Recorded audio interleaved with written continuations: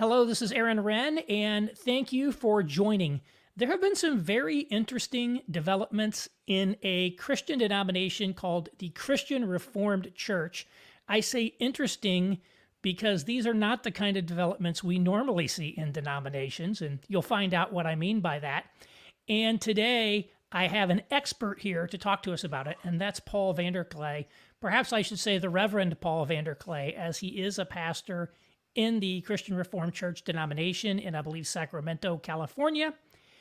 And he's also a prolific YouTuber, and there's tremendous content on a wide range of subjects on his channel. He's very thoughtful on the CRC, but also Jordan Peterson.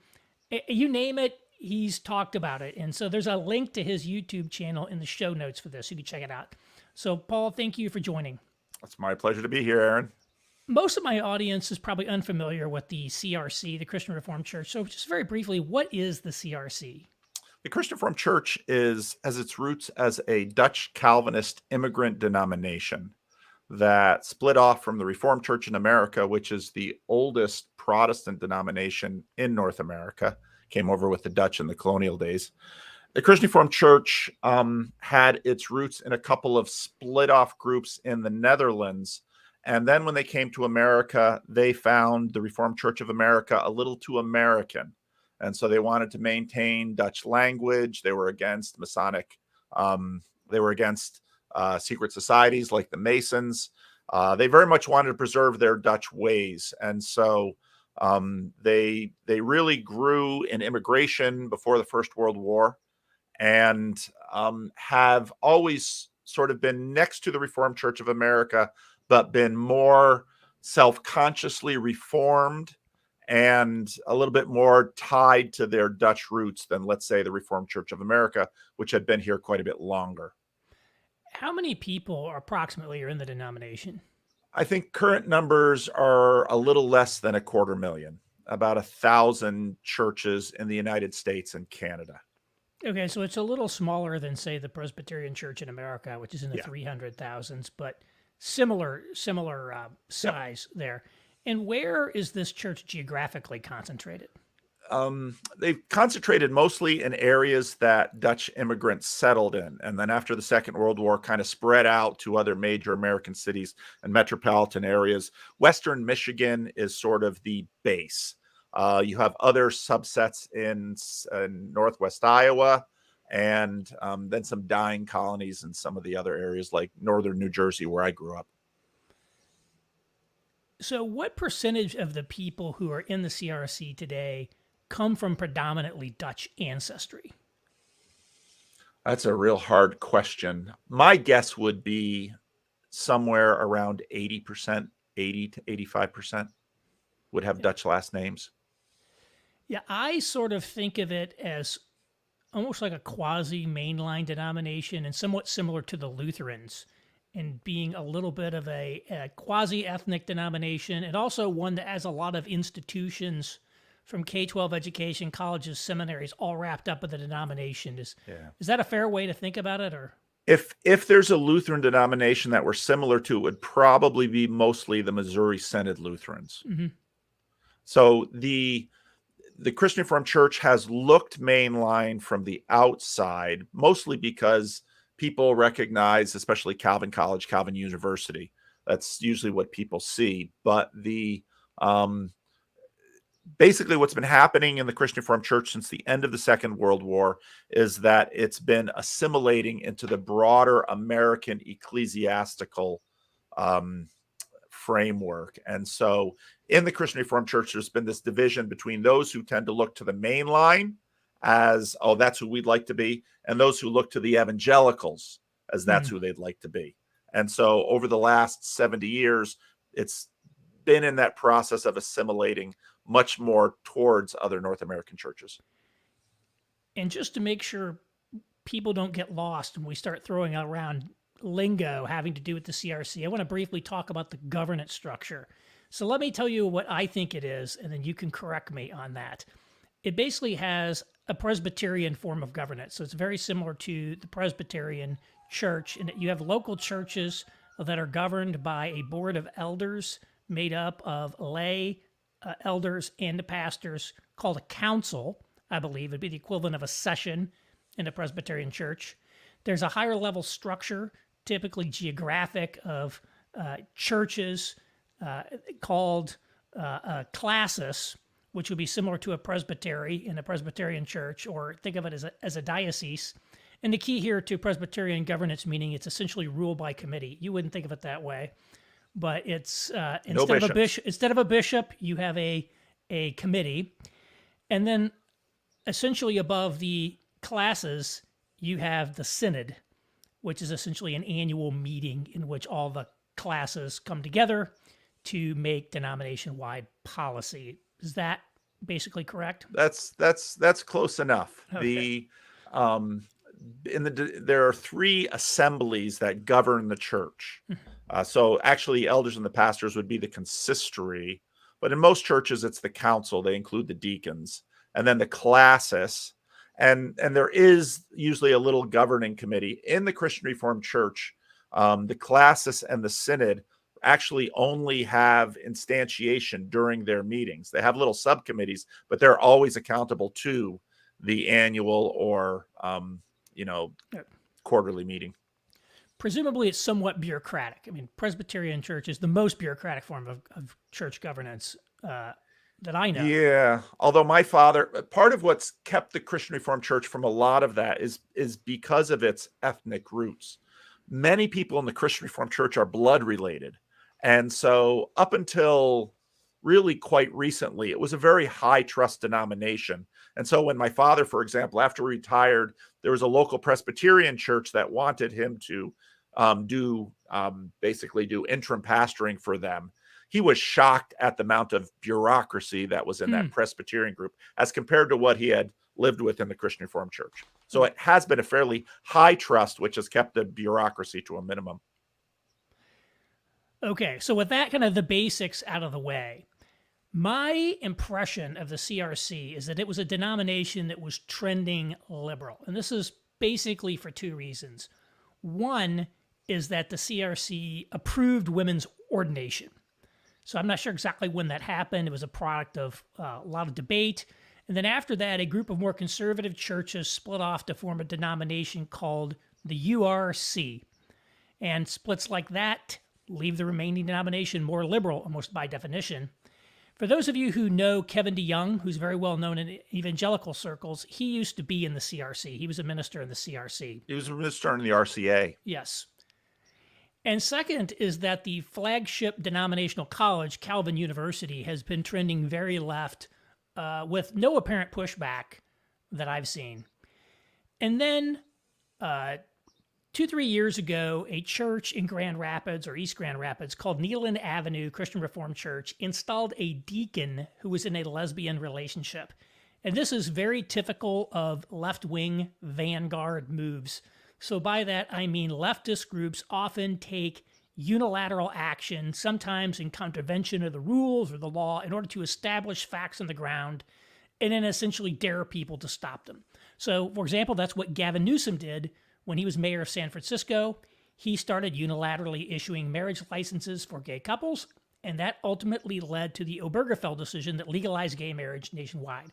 So this is often a very highly effective tactic, and one reason is because organizations, denominations, etc., often are divided into sort of 3 camps: the kind of the liberal, moderate, and conservative. And the moderates typically don't have the stomach for the kind of bare-knuckled conflict it has to roll back these vanguard actions. So that often does work.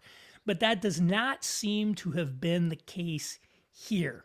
So maybe you could fill us in on what happened with this Kneeland Ave CRC situation and how it has played out in terms of the denomination. So as you in the mid 90s, the Christian Reformed Church allowed what they called a local option for women's ordination. And what that meant was that local councils could allow women to be ordained as deacon or elder. They could at some point call a woman minister. Those people wouldn't be seated at classis, the next level up, until classis agreed. And once a majority of classis sat women, deacons, and elders, then Synod would seat them. And that happened, I believe, in 2004. So before the Second World War, the Christian Reformed Church, like many other ethnic denominations in North America, was a fairly insular, fairly conservative denomination whose main job was to try to preserve its cultural and doctrinal distinctiveness that it took over from the Netherlands. In fact, from the Netherlands when it left, not as the Netherlands continued to evolve. After the Second World War, as with many denominations, across the denomination, young men had to go to war. They were rubbing shoulders with other soldiers. The Christian Reformed Church didn't seem like God's chosen people the way it had been before the Second World War. And you had this, in many ways, it sort of follows the neo-evangelical developments that you saw in Billy Graham, in the broader evangelical culture. And when the counterculture hits, it sort of tacks along with Billy Graham and many other broadly neo-evangelicals in sort of a slow accommodation to the changes in American life.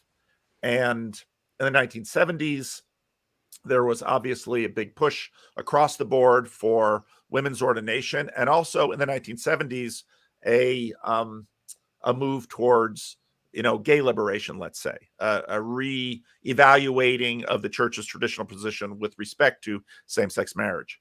So the women in church office wars began in the CRC in the 1970s and ended in the 1990s.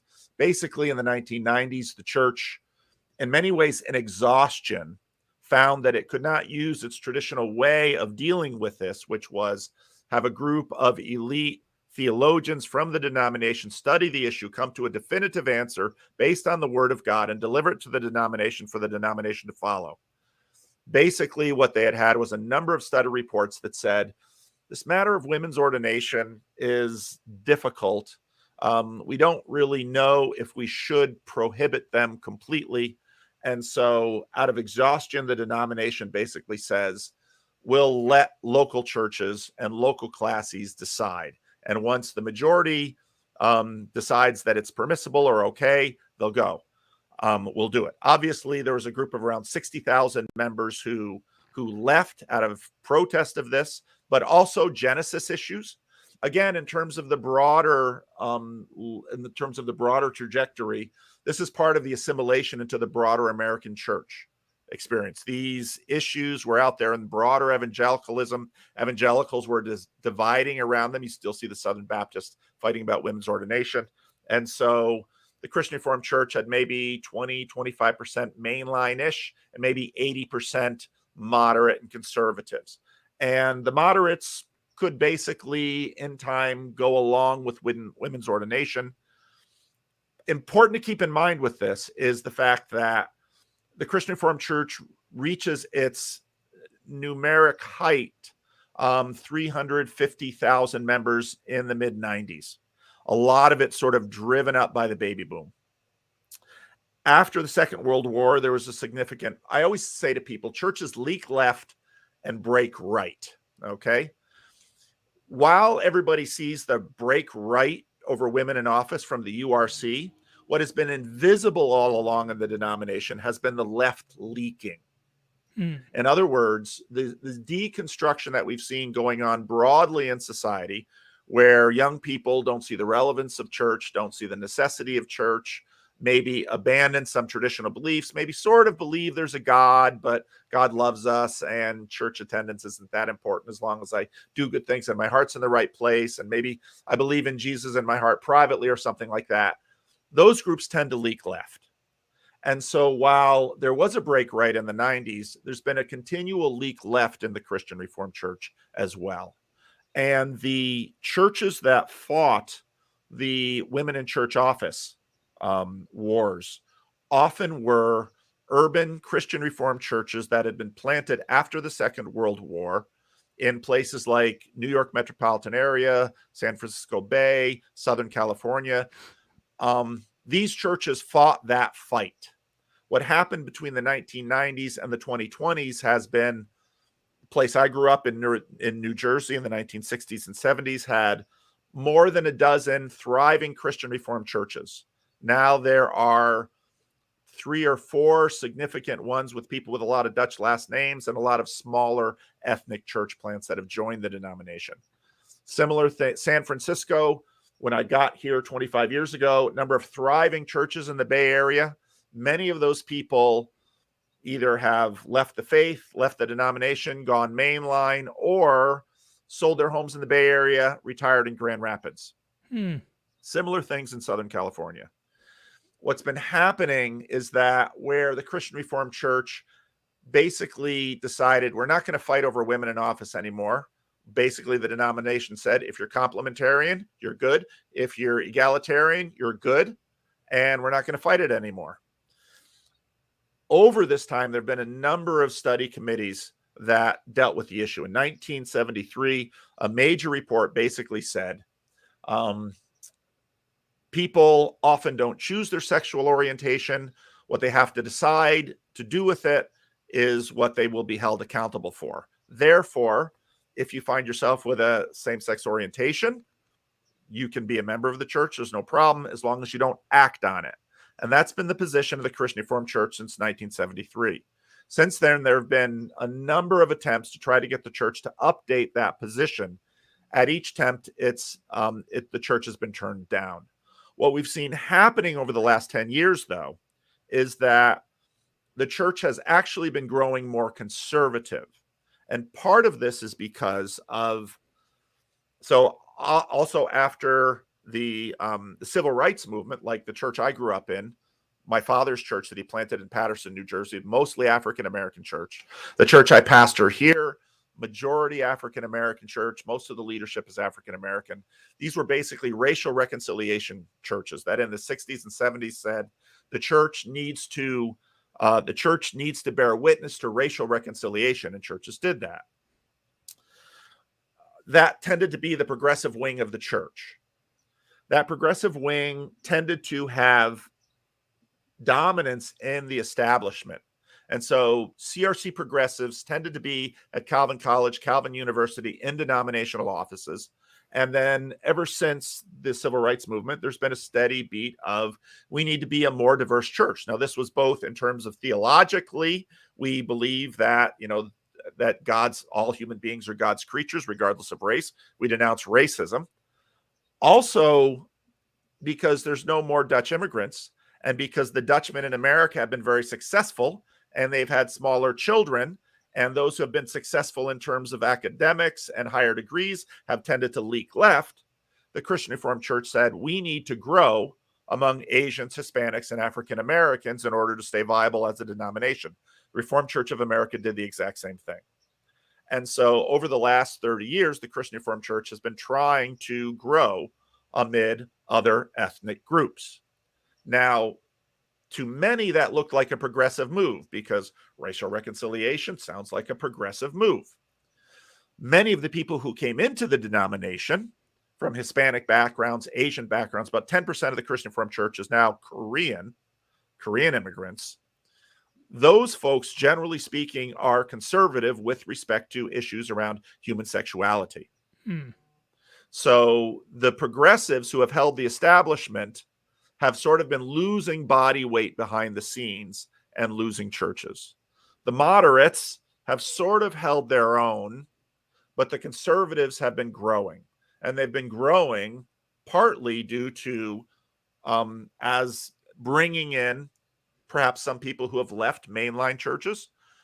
That's sort of been the overall evangelical move for the last number of years. But also ethnic minorities, Koreans came and saw, another distinctively reformed, self-consciously reformed denomination, conservative denomination, we're in. And the Christian Reformed Church used a lot of its financial resources to try to attract these groups, give scholarships, help with finances, the way denominations usually try to grow outside themselves, and were to a degree successful. So then suddenly after Obergefell and all of the changes with respect to same-sex marriage, many in the establishment and the progressive side of the denomination said, this is just like women in office. But the church was not like the church was in the 1980s and 1990s. Mm-hmm. It's less Dutch. And then also the progressives increasingly look, whereas before they were saying things like, we're all part of the body of Christ. But now these establishment progressives are saying, our children and grandchildren aren't going to church, and there's no way they're going to go to church unless we basically follow with the predominant prevailing cultural trends of saying, total inclusion. And that sort of ratcheted up the tension. But I've been watching the language over a number of these issues over the last 15 years, and it's been fairly obvious that the church has been getting more conservative, and conservatives have been having more power in synods and classes around the denomination. And what really happened in 2022 and even in 2016, when they established a committee to study this again, because the progressives kept saying, we need to restudy homosexuality. And in 2016, Synod said, yes, but everyone on the committee is going to be in agreement with our position. We're going to exclude people who are not in agreement. Progressives had a fit, but they didn't have the votes. Then after the pandemic, the report finally came to Synod 2022. And again, the conservatives, the moderates sided with the conservatives, and the progressives are now in a real fix because they have been the establishment. The denomination has always sort of followed them and looked up to them. And now they're realizing they're maybe 20 to 30% of the denomination, and they're not going to have the votes, and they're probably never going to have the votes. So basically what happened was they did a report, the denomination did a report, and this report affirmed the traditional position on human sexuality. And then essentially, my understanding is they wrote it into the confessional documents, essentially saying our confession, when it says this, this, and this, it means this. Sort of an interpretation, sort of written into the governing docs, if you will. Or is that's the progressive interpretation of what happened in 22. Okay. I think a truer interpretation is that this is what the documents always said. Okay. Well, that's what I mean. It's sort of like an opinion, a judicial opinion on the here's what the law actually means. Yeah, this is what the position of the church has been, and this is why the church has believed this. And so if you want to change the mind of the church, you're going to have to justify it. But again, as you said before, a lot of people assumed, well, we can sort of change the church because the moderates won't have the stomach to actually discipline and enforce this. And this is, in fact, why the Reformed Church of America has been splitting up over the last couple of years, partly because of their structure, they couldn't enforce it. And moderates and conservatives couldn't discipline those churches that were stepping out from denominational guidelines.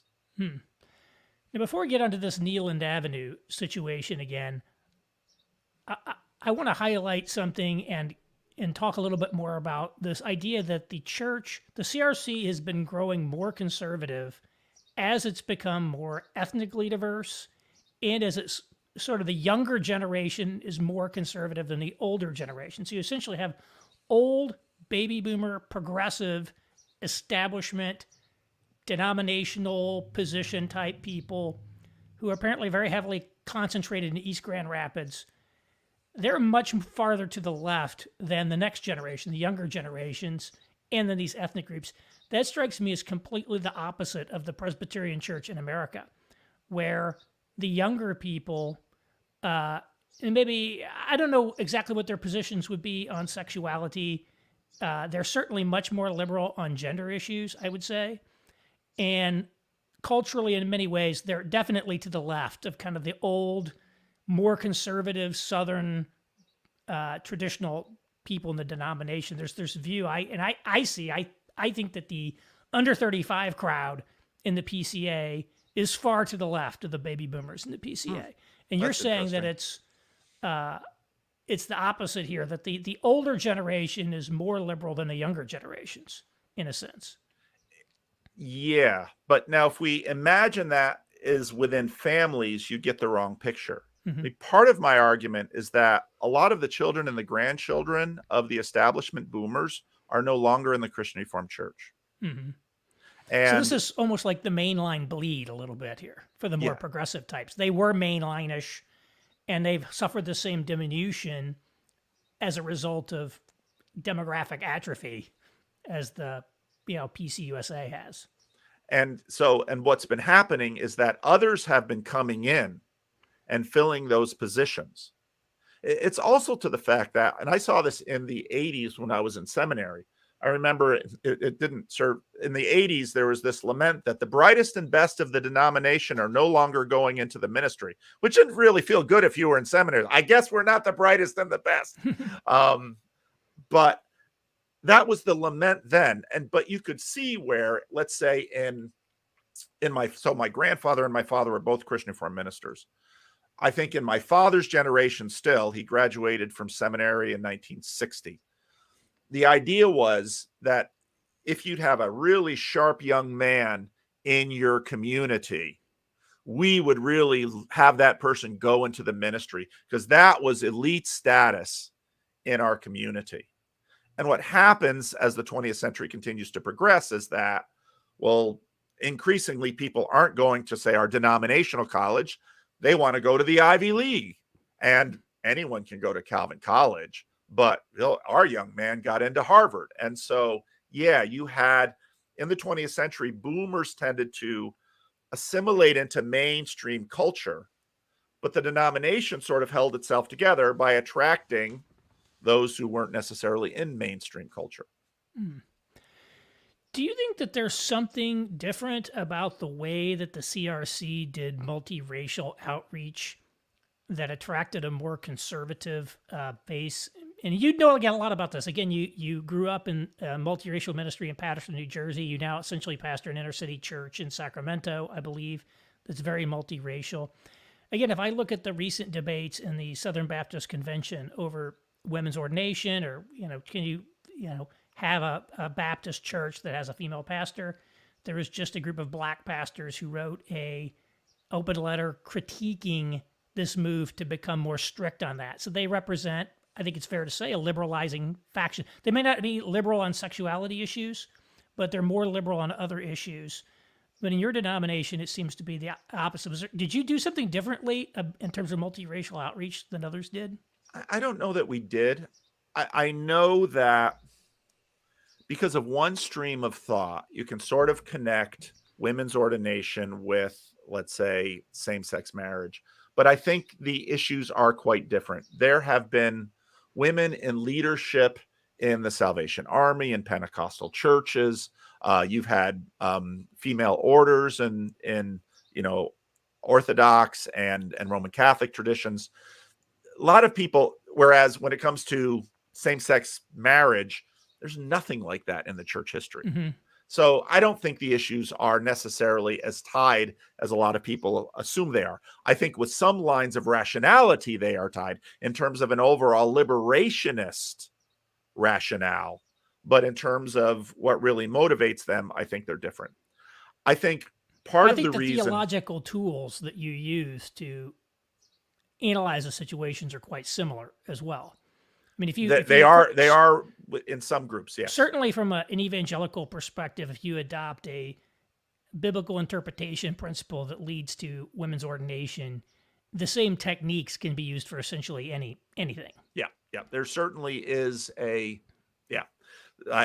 agree with that. And again, in a more mainline, they have an entirely different theological approach. And I don't know how the CRC approaches those things, because you have traditional confessions. It's not about just, well, we're going to go consult scripture, but you also have these, long-standing traditions and confessional documents going back hundreds of years. Right. So that's a layer of interpretation. But with respect to, let's say, would make the Christian Reformed difference from, let's say, the Baptists. Many African-American churches are Baptist. You don't find, with respect to, let's say, some African-American Catholic groups, and the African-American population in the Catholic Church is not insubstantial, but the majority of Black churches in America tend to practice believer baptism. Ethnic minorities that look at the Christian Reformed Church, obviously we're something different from, let's say, a large Black church. And this was true in my father's congregation in New Jersey. It's true in terms of my congregation in Sacramento. Any African-American in my church has a whole range of Black Baptist churches that they can pick from that are far larger, far more monocultural, usually what they grew up in. What it tended to attract other ethnic minorities to the Christian Reformed churches tended to be Heidelberg Catechism. Some of the practices. So I was a missionary in the Dominican Republic, and one of the things that always impressed the Haitians about us was that this Presbyterian form of government, they used to say in the Dominican Republic, no hay jefes en la reformada, which meant we don't have bosses in the Christian Reformed churches. Basically, you'd have these bishop structures, and we had much more of a much more of a Presbyterian form of government, Right. and that impressed them. So I think a lot of many Koreans had a Presbyterian background, and so they fit fairly well in the Christian Reformed Church. But many African American and Hispanics who would come into the Christian Reformed Church wanted a denomination that actually had the confessional formulas that we had. And so for that reason, they weren't sort of Black Baptists who said, oh, we can be Southern Baptist, or we can be African Methodist Episcopal, or we can be, whatever. Well, that's good. What about Kneeland Avenue? So what happened with that church? So it's helpful to know that, I don't remember how many years ago, almost a similar thing happened in Toronto, where a church in Toronto said to its classis, we would like to ordain an openly practicing gay elder. And that hit the news in the denomination. There were overtures that were sent to Synod. Synod basically told the classis in Toronto, this is out of step with us. You as a classis should admonish your local church not to do it. And the church backed down. Because the church had had all of this talk about this, Classis Grand Rapids East in 2016, as a classis, wrote a document that basically was a justification for the church allowing same-sex marriage in the church. And classis put that up on their website saying, this is our study committee. We disagree with the position of the Christian Reformed Church with respect to this. Nothing happened. Then this deacon in the congregation, she had served 3 terms before, apparently, but now she had married. She was a lesbian, married another woman, and this was during the pandemic that this happened as well. Synod had been called off 2 years in a row because of the pandemic, and then there was a sense of what's happening here. It's one thing to have a conversation about this matter; it's a different thing to act on it. And also what you had a classis that was in favor, or at least not willing to discipline or admonish the local church. Now, the Christian Reformed Church has been watching the Reformed Church of America deal with this for 25 years. The polity of the Reformed Church of America is a little bit different from the Christian Reformed Church. Their synod doesn't have as much power, and the classis has more power in the Reformed Church of America. And there were a number of classes on the East Coast of the United States that had been ordaining openly gay and lesbian clergy for a number of years. And the denomination, similar to the Christian Reformed Church, had been growing by attracting ethnic minorities, by attracting other evangelicals. And so their church, too, had been growing more conservative. But the majority of their denomination didn't have the ability to discipline those classes and get them to stop. And so what happened in the Reformed Church of America when finally the conservatives and the new people had come into the denomination got sick of it, someone else started a breakaway denomination. And so the conservatives left for the breakaway denomination, leaving sort of a rump denomination that's the Reformed Church of America. The Christian Reformed Church has been watching this. Mm-hmm. And knew, on one hand, our polity is a little different. Synod has more power. Basically, if Synod decides to do something, it can really do it. And so Synod 2022 did it. And then Synod 2023 said, a lot of people said, well, the next Synod maybe will undo. Maybe Synod 2022 was an anomaly. Synod 2023 happened, and it was not an anomaly. The denomination has changed, and this will not be permitted. And so those who want to go in that way, those who feel very strongly about having an affirming stand and conviction, it's really uncertain if they're going to have a future in this denomination, because at some point they will be kicked out. So the Synod told this Kneeland Avenue church that they have to back down on their approach. Synod told Classist Grand Rapids East they need to deal with Kneeland because there's a structure to it. Right. So basically, Synod is loath to sort of jump over the Classists. So they lean on the Classists, but Classist Grand Rapids East has held their line, and a number of the other churches in the Classists have now come out with affirming statements. And so basically, it looks like the majority of that Classist is not going to back down. Right. And formerly, I think they just assumed that we'll just wait it out. The culture is going to change, just like women in office. Eventually, everyone will go along with us. What they've seen in the denomination is that it's not changing. They're becoming increasingly a minority in the denomination. Yeah. So what happens if, I saw the statements from last year, after last year's Synod, that Kneeland Avenue is like, well, we're not changing. And then if this Classist Grand Rapids East says, well, we're just not going to do it. Like, what can you actually do? Are there actually any mechanisms? Because again, it's very typical of Vanguard action on the left. You do something, you just refuse to back down and say, okay, force me. And then it's like, oh, what do you do? How do you do that? And it becomes like endless legal things, which a lot of people don't have stomach for, to be quite honest. I think the conservatives seem to be much more interested in procedures, following procedures. Maybe that's just because of this biblical literalist kind of thing. They tend to be very interested in the book and the order. It never occurs to them that like other people are just like, we're not going to do that. Yeah. We've seen that in like the United Methodist Church, where you have bishops who basically openly defy the position of the church and then discipline against people who do comply with the position of the church. That's not Christian Reformed Church culture. Okay. And so part of what happened in these two synods is that synods have said, in order to participate in the denomination, to be an office bearer, you need to subscribe. You need to sign the covenant of office bearers that say you subscribe to the three forms of unity, the Heidelberg Catechism, Belgic Confession, Canons of Dort. And you should do so wholeheartedly and in good conscience. And what Synod said is basically, there's no room for holding an affirming position while subscribing to these documents. And so even though there was a motion on the floor to basically have Classist Grand Rapids East lose their seats in Synod 2024, that motion failed, partly because the president of Synod kind of stepped down from the chair. He's a moderate with a lot of authority and persuasion in the denomination. Said they appealed at this Synod. They've only now learned of their appeal. It's a little draconian to kick them out 6 months from now. Give them another year.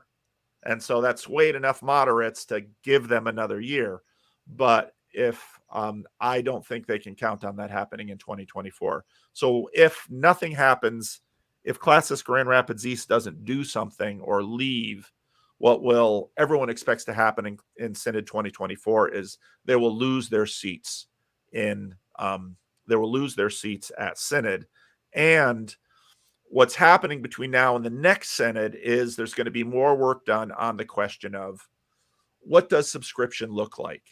How much can we differ? And if you do differ from the teachings of the church, what then is the process? But the Christian Reformed Church isn't going to be a denomination that just sort of looks the other way on this. That's the culture of the church. So how do you think this is going to play out with these progressive churches and maybe the Grand Rapids classes? Do they end up leaving the denomination, or what ends up happening? How do you think that will play out? Obviously, you can't fully predict the future here. We're not going to hold you accountable for fully predicting the future, but it's interesting. A few clergy and churches have left to the left. For some of them, because the Reformed Church of America is very close to us in a lot of different ways, some churches are thinking about, well, maybe we should join the Reformed Church of America. part of what's also in Christian Reformed church culture is a love of institutions. And the institutions of the denomination have been the establishment's baby. You know, this is what they care about. They love Calvin College. They love Calvin University. They love World Renew. They love all of these institutions. I would like to see these churches start a new synod, basically, and then probably leave, start a new synod, and then see what kinds of agreements that they can broker with the current Christian Reformed Church in terms of ways that we can work together with institutions and other things. I think we're also going to see, and this has been coming for a long time, we're also going to see some a reassessment of the stance between the church as organism and these institutions. Evangelical churches usually have all these sort of institutions up there that other churches relate to. The Christian Reformed Church, some of our institutions have sort of been doing that, like World Renew, which is sort of a relief and development organization. So I think we're going to see the continued evolution of those things, which again is along the lines of what we've seen in evangelical spaces overall in the country. How do you think this is going to affect Calvin University? Because Calvin University is a denominationally owned and controlled college, has definitely been very progressive on these issues, and I believe actually issued a ruling that their faculty don't have to subscribe to the confession on this matter, because they do have, some gay-affirming faculty. I haven't seen any evidence that anybody in the Calvin world is interested in pushing it in a more conservative direction, but how do you see it playing out? Because the CRC is so family oriented, these things are going to take a little time, because you're not dealing with a name you read in a magazine. You're dealing with a second cousin. And so there's going to be a pace to this. And that's also a bit of Dutch culture. Dutch culture tends to have a certain degree of tolerance as well. I think long term, though, I think Calvin has, for the last 15 years, tried to walk a line. They've continued to be technically aligned with the position of the Christian Reformed Church. In many ways, if you look at someone like Preston Sprinkle, that's pretty much where Calvin has lined up.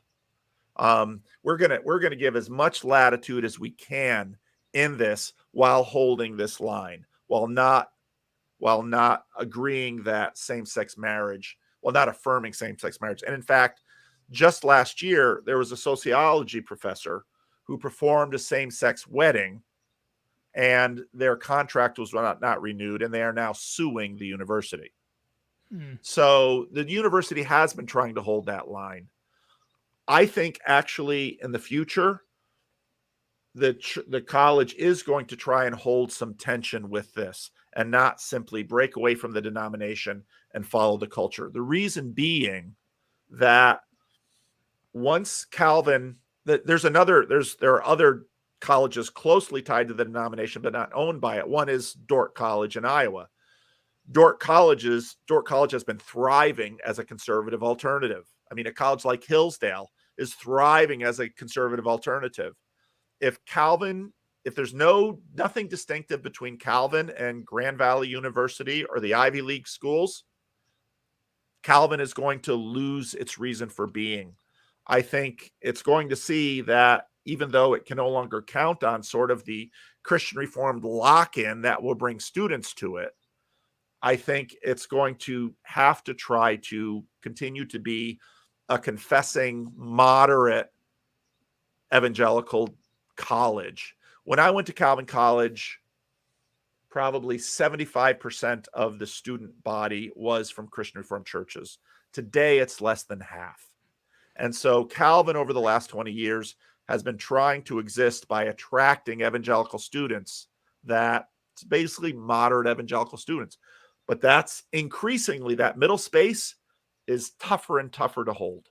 No, I agree. I mean, it's just like the politics have become polarized.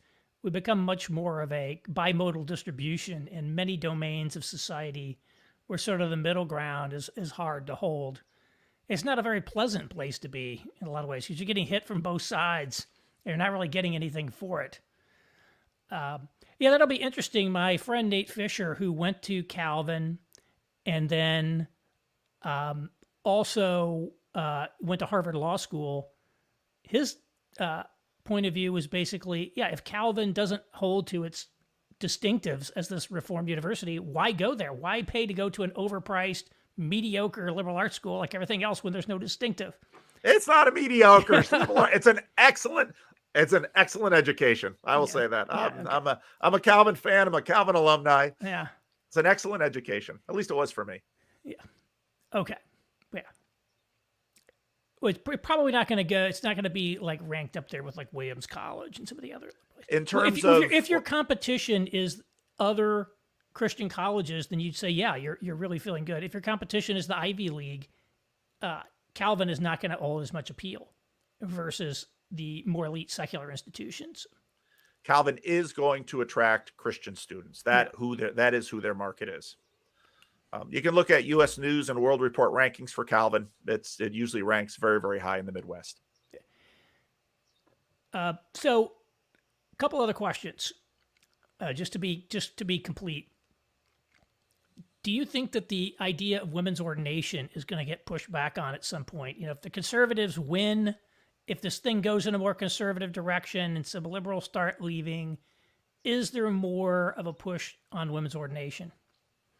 I think there will be more of a push on one, but I don't really see it rolled back anytime soon.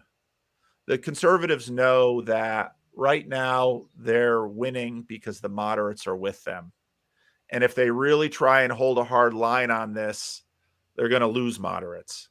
And so I think the current position of the Christian Reformed Church, which is the local option with respect to this, I think that's probably going to hold.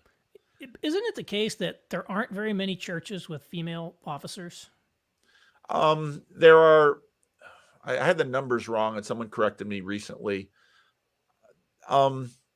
The number of churches that have women senior pastors in the Christian Reformed Church is, 10 to 12%. It's very small. Number of churches with women elders, maybe 30, 40%, women deacons, maybe 60%. But there are a number of Christian Reformed churches that don't have any women serving in office. A lot of churches, again, it's really important to remember that you have to understand all of these issues, not sort of just in the theological abstract, but in a context of continued aging and decline of the denomination. If a church runs out of men who can serve in office, you're going to be motivated to let more and more women into office just to fill your officers. Yeah. I mean, when you look at the main lines, it looks to me like once you allow women pastors, it sort of becomes morally more of a characteristically female occupation. They become like more and more and more higher percentage of women over time, and kind of like happens in a lot of things that men start exiting essentially the profession. Yeah. That hasn't happened necessarily in the CRC. So no, it really hasn't.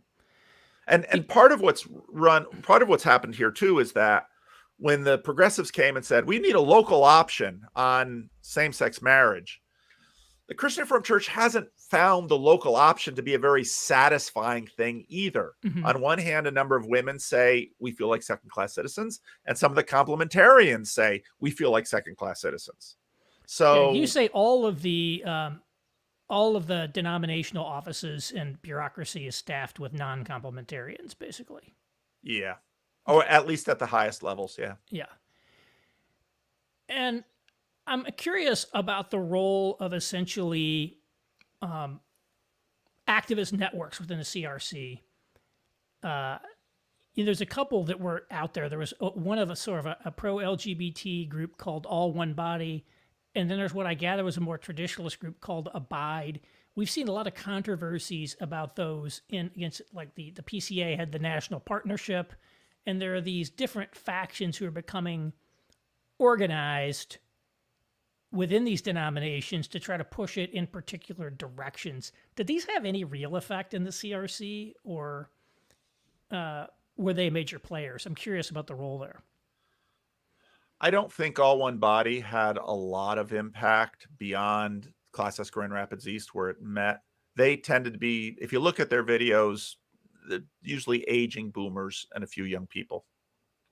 I think Abide had a much bigger impact, not necessarily in terms of reaching out to moderates, but I think many conservatives in the denomination felt that there was absolutely, they had no voice in the establishment or the administration, and Abide sort of gave them an establishment to look to for leadership and something around which to organize. So It's like Abide, like a shadow government.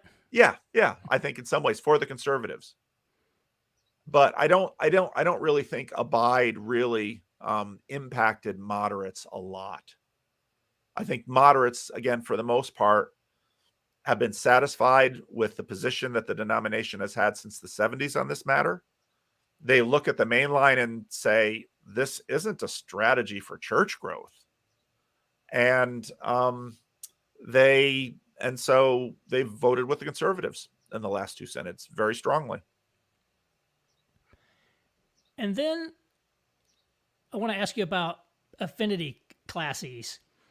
In the Reformed Church in America, they've created affinity classes. One's called the city classis, which is basically a non-geographic. An affinity classis, I would define as a non-geographic classis of sort of birds of a feather who flock together. So city classis is this group of hip, cool, very progressive churches that have kind of formed their own club. The Anglican Church in North America has affinity dioceses as a result of the amalgamation that produced it in the first place. I've heard some suggestion that that's going to be a trend in some of these other denominations. Like, we'll just resolve disputes by allowing people to sort themselves into their own sort of self-governing communities.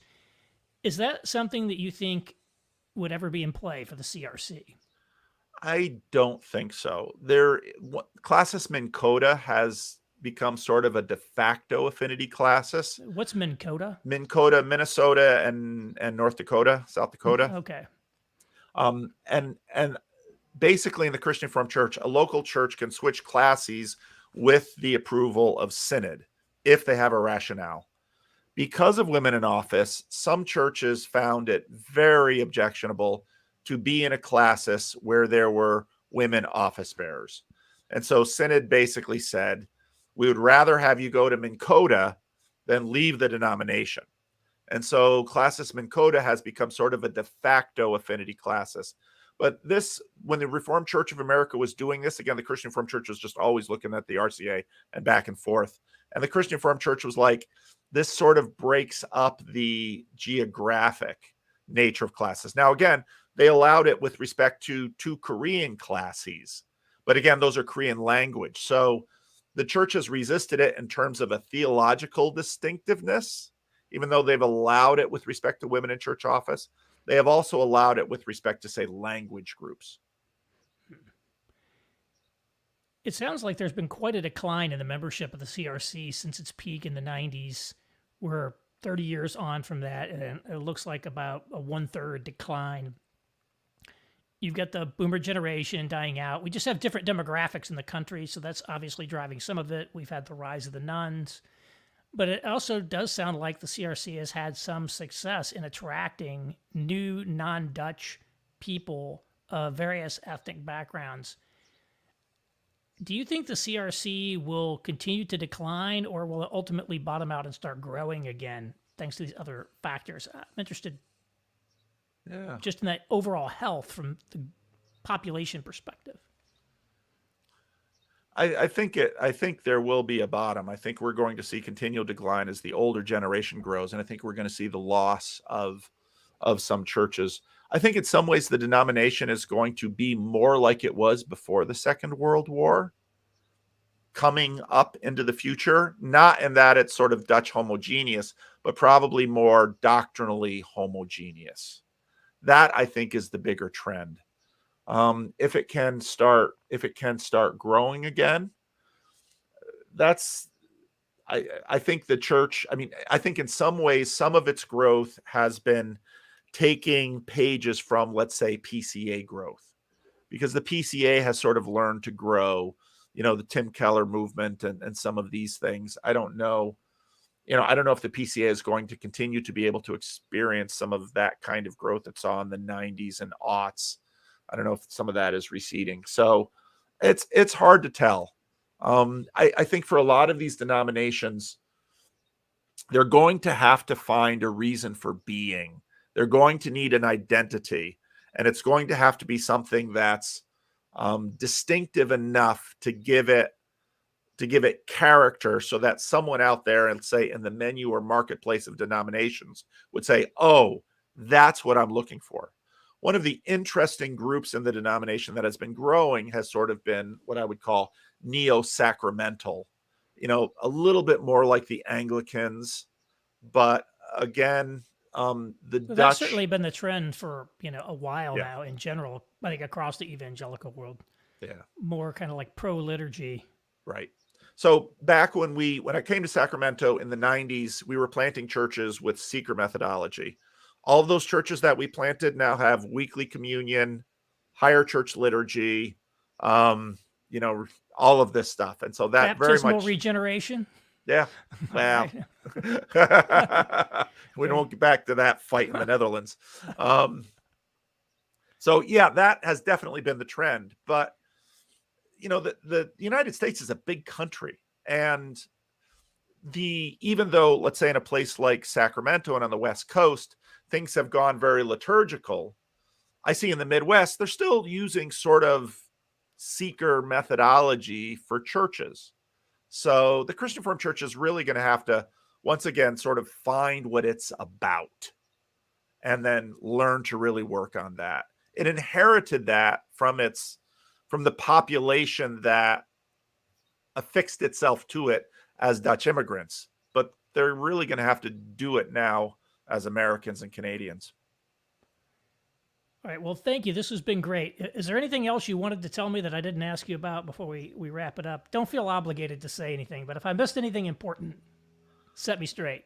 Well, anybody who watches the rest of my videos will know, I know that this is an existential crisis for the Christian Reformed Church, but I am, and I don't know where this is all going, but in terms of the Lord's church, I think all of this kind of process is perennial.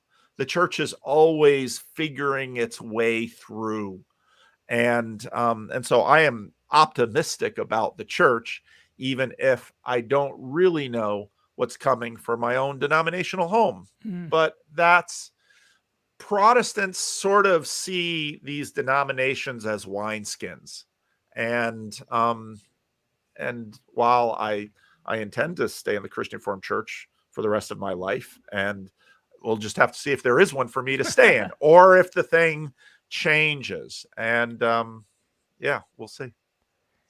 Well, thank you for joining. Again, Paul Vanderklay is a pastor in the Christian Reformed Church. Thank you so much for giving us a look at what's been going on there. There's lots and lots of happenings, as it were, in that denomination, and will certainly continue for some time. And again, he's got a great YouTube channel, very thoughtful stuff on a variety of topics. I guarantee you there will be at least one thing in there that you will be interested in. So check out his YouTube channel. I put a link. I'm not sophisticated enough to put one of these fancy overlays that you could just click right now. But if you go to the show notes, there is a link to his podcast channel. So be sure to check that out. Paul, thank you very much. It's my pleasure.